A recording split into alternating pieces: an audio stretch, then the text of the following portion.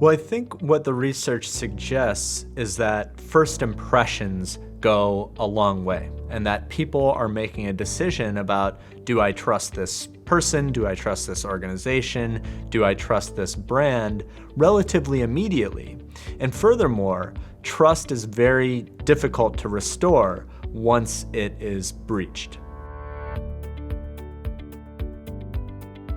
So the work of Susan Fiske and others has shown that warmth really predominates judgments of trustworthiness, more so than competence. So the first and the most important thing that people are basing their judgments of trust on are, do I feel that this is someone that's benevolent? Is this a person or a company or a brand that's kind, that's good, that I would like to be friends with?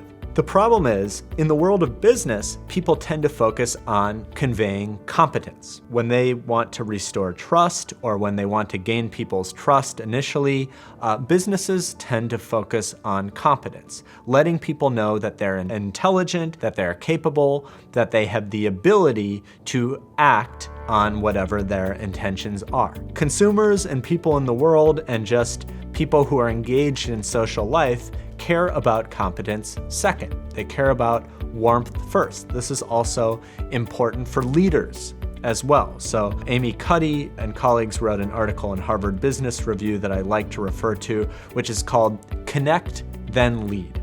Often leaders think that they need to convey their competence to the organization above all else. But the most important thing is first to connect with subordinates and peers and other executives on this dimension of warmth. I think why we focus so much on competence in the world of business is that competence is much easier to measure. We can see performance ratings, we can see sales numbers, we can see return on investment. Competence is something that's very visible. So we tend to focus on what is visible and what's quantifiable. Warmth is something that feels a bit squishier, a bit more abstract, and even a bit less quantifiable. Yet warmth is what people are really thinking about when they're judging, do I trust this person? Do I trust this organization? Do I trust this brand? Now, some companies and some organizations have gotten much better at quantifying warmth or quantifying things like social responsibility.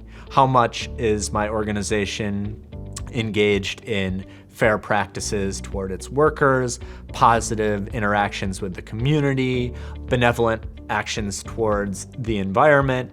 And we can start seeing the emergence of these corporate social responsibility scores. I think this is a step forward in organizations trying to capture warmth in a more quantifiable manner and then conveying that to potential consumers who really care about these dimensions.